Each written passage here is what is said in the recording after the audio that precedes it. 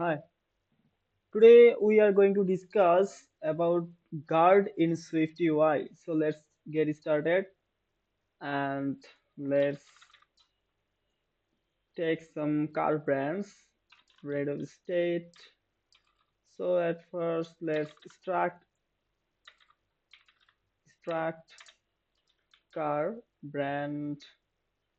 Okay, so start car brand. Okay, so car brand, and then let's name country and let me give the idea from AI were founded, then is electric and founder, and there's headquarters logo, and let's models. Okay, we don't need models. Now let's take state private var car brands. Now let's initiate some brands. For example, it will give suggestions: Tesla, Toyota, and BMW, then Nissan founder, okay, then and Audi and Mercedes.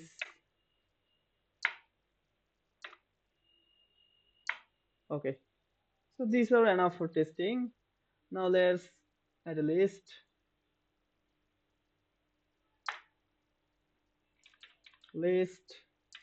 So at first let's add text, car brands, font, okay, and its title. And after that let's brand, so brand in, all right. Text, brand name, brand country, so okay, and let's remove the padding. All right, so here it's showing, for example, Tesla is from USA, Toyota is from Japan, and BMW Germany, and all these things are showing here. Now we are going to call some functions. For example, um, we want to add a new thing, so let's add a new text field. So text field text. Okay, now let's state private var new car brand name, and here new brand name. Now let's add a new button, add car brand. Now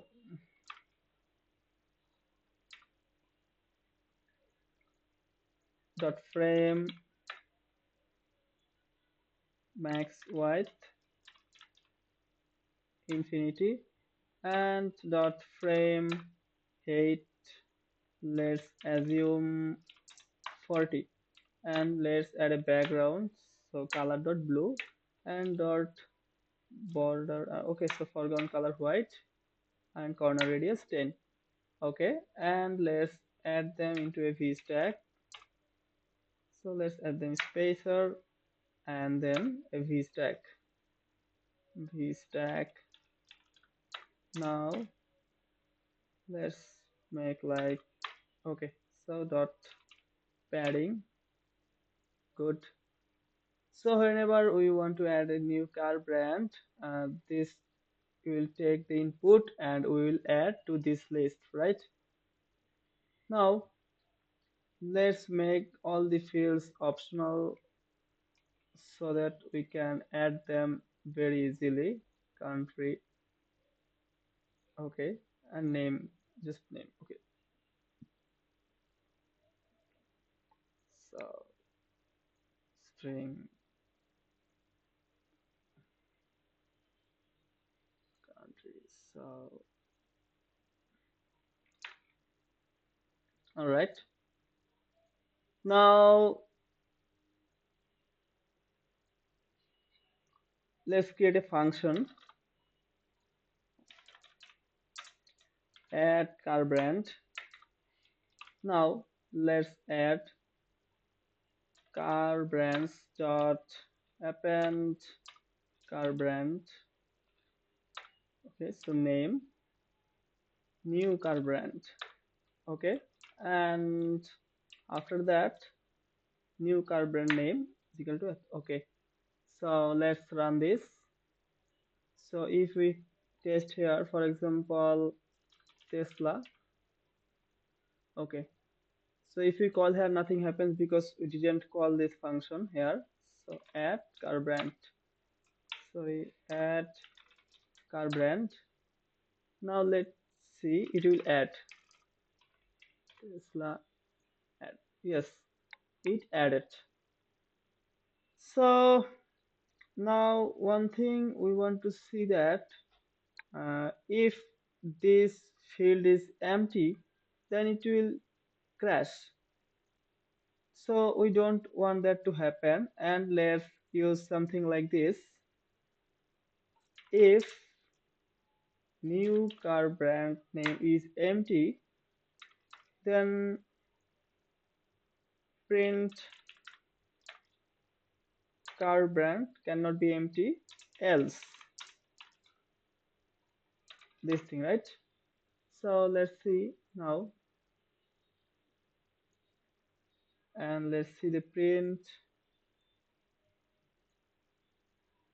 So, car brand cannot be empty, so this is executing. Now in SwiftUI we don't need this like this, so let's comment out them,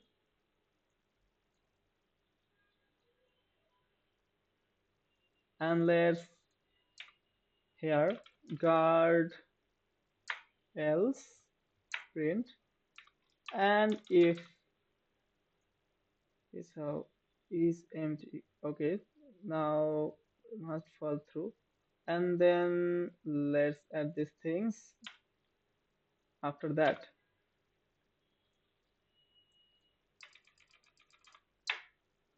Okay, so now let's return. All right, so what guard is doing is, if this code is equal to true, then it will go to that all this part, and if this code is false, then it will execute this code, and then it will return, and it will not execute the rest of the part of code. So let's see, add a new car. Okay, so cannot be nil, and let's delete these things, and now test again. So cannot be nil, right? So let's remove this again. Now if they are not empty, for example test add car brand, and okay, so what is happening here is, okay, so let's add something, new car brand and country USA, because we didn't made it optional and we let it force required, so it crashed. Now what about, now let's see test. Okay, so it added, because this code was false, this code is true, new card brand name not empty, so this is executing, and this code is being executed by SwiftUI, and this code doesn't touch. So let's add another guard, for example guard. Okay, so not is equal to Tesla. If new car brand name not is equal to Tesla, then this code will execute. Otherwise, let's print not be Tesla return. So car brand name cannot be Tesla. So let's add Tesla and add. So car brand name cannot be Tesla. So whatever code here, it will not execute if this one is false. So this code executed and returned.